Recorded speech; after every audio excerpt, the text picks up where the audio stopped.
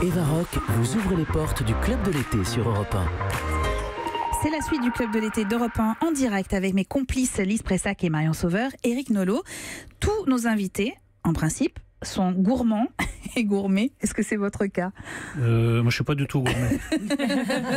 C'est-à-dire, je peux être sophistiqué pour certains domaines de la vie, mais pour ce qui concerne la nourriture, je suis une brute totale. Et si je suis livré à moi-même, vous ne pouvez pas savoir. Ça devient un carnage ? Oh, c'est affreux, quoi. Enfin, vous voyez, il y a tous les clichés du type seul chez lui qui mange... non, les chips, j'aime pas trop. Pizza. Mais par exemple, non, mais les sardines à même la boîte, enfin, Oui. vous voyez, ça peut être assez terrible. Mais par contre, si on cuisine, j'apprécie, mais je suis pas porté sur la nourriture sophistiquée. Mais vous avez une Madeleine de Proust quand même. Ah bah, si on parle du Pays Basque, je suis prêt à faire beaucoup de vilainie pour un gâteau basque, oui. Pour un gâteau basque. Il Oui. y a pas une... Vous n'avez pas une autre petite Madeleine ? J'ai plein de choses, parce que j'ai pas mal été nourri par mes grands-parents, Oui. et ma grand-mère faisait un moka, par exemple. Ah, voilà. Alors là, vous allez avoir une rivale face à vous, parce que la Madeleine de Proust de Lise Pressac, qui est face à vous, c'est le moka de sa grand-mère. Non. C'est Ouais. la même que vous, ma Madeleine. pas possible. Alors j'ai la chance d'avoir encore ma grand-mère en vie, qui a 96 ans, qui quand il y a des anniversaires ne fait pas un moka mais deux. Et qui en plus me laisse des parts en cas de grande détresse. C'est-à-dire que moi du coup j'en congèle dans mon frigo, ça marche très bien. Je le dégivre la veille où je sais que j'ai une journée un peu compliquée.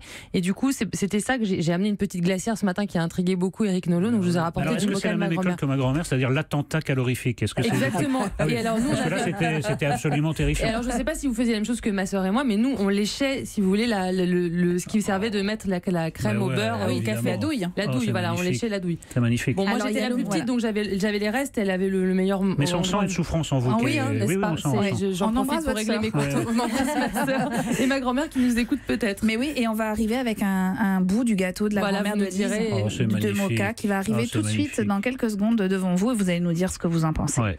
Éric Nolot, on va partir, on continue, on reste au Pays Basque avec une épice incontournable, Marion, qui est le piment d'Espelette, évidemment. Hein. Ouais. C'est un piment en fait au goût délicat, très aromatique, légèrement piquant. Ça dépend combien vous en Oui, ça mettez. dépend légèrement.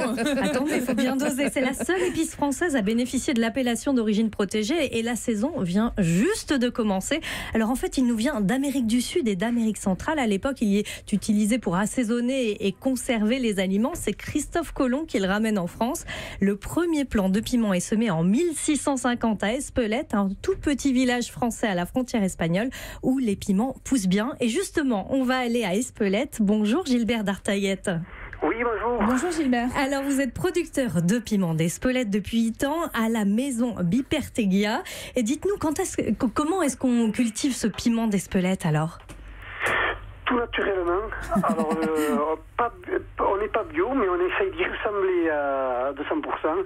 Voilà, on apporte beaucoup de fumier, voilà, et ça pousse comme un pied de tomate, comme un pied de poivron, mais en plein champ.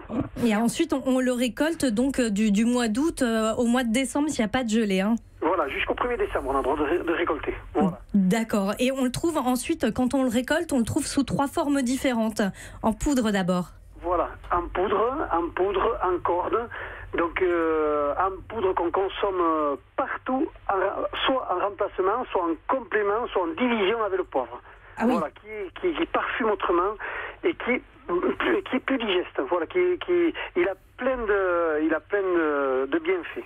Et ce qu'il faut dire, c'est que vous récoltez à la main ces piments pour ensuite les réduire en poudre. Et quelles sont toutes les étapes avant de le réduire en poudre ? Alors, il faut le récolter bien rouge. Après, il faut le laisser maturer minimum 15 jours. Alors là, c'est au bon vouloir du producteur qui évalue lui-même sa bienveillance du pré-séchage. Alors nous, on va facilement laisser 3 semaines, 1 mois, même 1 mois et demi s'il faut en fin de saison, parce qu'il a besoin de plus longtemps pour pré-sécher. Plus on laisse pré-sécher, plus il y a de parfum. Par contre, plus il y a de pertes. Mais la perte, il faut savoir la voir. Voilà. Gilbert d'Artaillette, je suis sûre que vous mettez du piment d'Espelette partout dans tous vos plats. Partout. C'est vrai. Mais vous salez quand même ou pas? Vous salez vos plats quand même, en plus du piment d'Espelette? Oui, mais qu'un petit peu. On pimente. Alors, on pimente, mais sans que ça ne pique. Hein. Bien sûr qu'on va le sentir, mais c'est pas un piment qui est violent. C'est loin de là. Il a juste donné du parfum.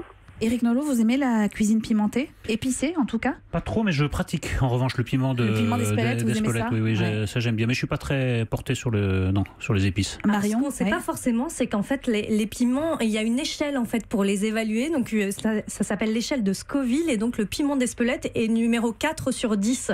Donc, ce qui prouve que c'est pas vraiment... À 10, c'est très très fort. C'est très fort, voilà. Il est comme le poivre, à 4 sur 10. Et est-ce qu'on peut visiter vos productions, Gilbert? Oui, c'est possible. Alors, c'est pas on n'a pas l'exploitation vraiment appropriée à ça, mais par groupe ou on le fait au coup par coup. Oui. Mais voilà, on a une parcelle qui est à 3 km de la maison. On a la maison avec l'atelier de transformation plus la serre dans la maison, si on peut dire, et on a la boutique dans le village. On arrive avec Marion Sauveur, Lise Pressac et Éric Nolot. Faites-vous une petite place. On arrive tout de suite. On vous amène un bout de moka du gâteau de la grand-mère de Lise Pressac. Moi aussi j'aime le bon.